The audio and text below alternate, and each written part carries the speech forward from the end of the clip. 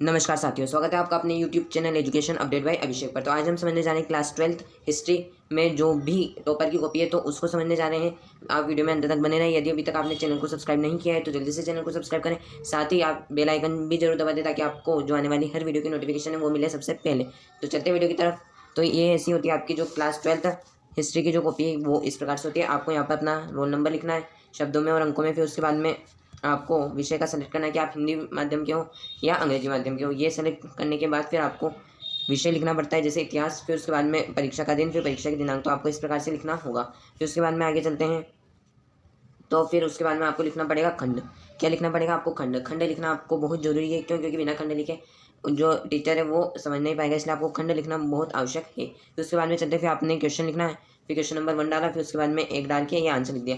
चाहे तो आप डायरेक्टली जो है ये भी लिख देंगे तब भी आपका जो आंसर है ये सही हो जाएगा, या आप पूरा जो आंसर है ये लिखेंगे जैसे चंद्रगुप्त तब भी आपका जो आंसर है ये सही हो जाएगा। तो आपको इस प्रकार से लिखना है। फिर उसके बाद में आगे चलें तो आगे आप क्या जाते हैं जो रिक्त स्थान है वो। तो ये रिक्त स्थान आपको इस प्रकार से लिखने हैं। रिक्त स्थान में भी आपको क्वेश्चन नहीं लिखना है। फिर जैसे ये एक क्वेश्चन पूरा हो गया फिर उसके बाद में आपको एक लाइन खींच देनी है। फिर उसके बाद में दूसरा क्वेश्चन आ जाता है। महात्मा गांधी के भारत छोड़ो आंदोलन 1942 में प्रारंभ किया गया था। इस प्रकार से जो एक क्वेश्चन हुआ फिर लाइन खींच दी। दूसरा क्वेश्चन हुआ, लाइन खींच दी। गेटवे ऑफ इंडिया का निर्माण 1911 में राजा जॉर्ज पंचम व उनकी पत्नी मेरी के स्वागत के लिए कराया गया।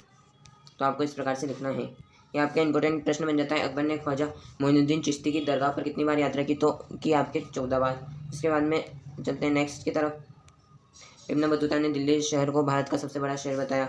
शाहजहाँ के बड़े पुत्र का नाम क्या था? दारा शिकोह। इस प्रकार से जो क्वेश्चन है वो आपको लिखने हैं। अब चलते हैं जॉन मार्शल। जॉन मार्शल ने सिंधु घाटी सभ्यता में एक नवीन सभ्यता की खोज की। तो आपको इस प्रकार से लिखना है। आपका जो 1857 की क्रांति है ये वाला भी क्वेश्चन जो है वो इंपॉर्टेंट हो जाता है। साथ ही में रैयतवाड़ी व्यवस्था, इस्तमरारी बंदोबस्त, तो ये क्वेश्चन है ना, तो ये आपके इंपॉर्टेंट जो क्वेश्चन है वो है। संताल विद्रोह, विजयनगर साम्राज्य, फिर सूफी संत, फिर डाक प्रणाली। तो ये आपके इंपॉर्टेंट प्रश्न बन जाता है कि इब्न बतूता के समय कौन कौन सी डाक प्रणाली थी जब इब्न बतूता भारत आया था। तो इब्न बतूता ने भारत को डाक प्रणाली को देखकर चकित रह गया। उसने बताया कि भारत में 2 प्रकार की डाक प्रणाली थी, एक तो अश्व डाक प्रणाली, एक थी पैदल डाक प्रणाली। अश्व डाक प्रणाली को उल्लूक भी कहा जाता था जैसा कि ये लिखा हुआ है। और 4 मील पर एक राजकीय घोड़ा तैनात होता था जो आगे ले जाता है। जैसे आजकल भी ऐसा ही होता है कि कोई भी पार्सल रहता है, पहले वो जैसे दिल्ली से कोई पार्सल चला तो दिल्ली से आगे कोई स्टॉपेज रहता है तो वहाँ पे पहुँचता है, फिर वहाँ से कोई दूसरा व्यक्ति उसको आगे आपके घर तक पहुँचाता है। तो इस प्रकार की व्यवस्था वहाँ पर भी थी। पैदल डाक व्यवस्था भी उसी प्रकार की थी। पैदल डाक व्यवस्था को दावा कहते हैं। उसमें हर मील पर एक व्यवस्था थी। तो एक व्यक्ति होता था जो छड़ लेकर दौड़ता था और उस छड़ में घंटियाँ बंधी होती थी। तो आपको इस प्रकार से लिखना है ये क्वेश्चन आया तो। उसके बाद में नेक्स्ट पे चलते हैं। गोत्र व्यवस्था, एक ही गोत्र के लोग आपस में विवाह नहीं कर सकते थे। उसके अलावा कुल में एक वैदिक जो ऋषि होता थे तो उनके नाम पर गोत्र होता था।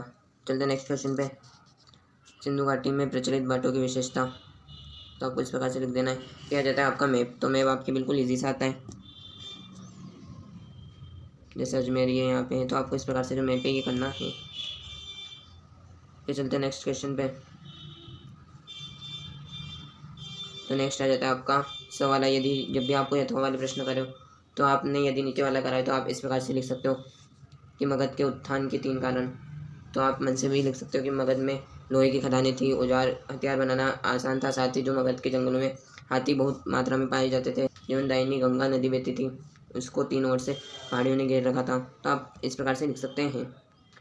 और अशोक, बिम्बिसार, तो ये जो राजा थे तो इनके कारण भी जो मगध साम्राज्य है उनका उदय हुआ। तो आपको इस प्रकार से लिखना है इनको।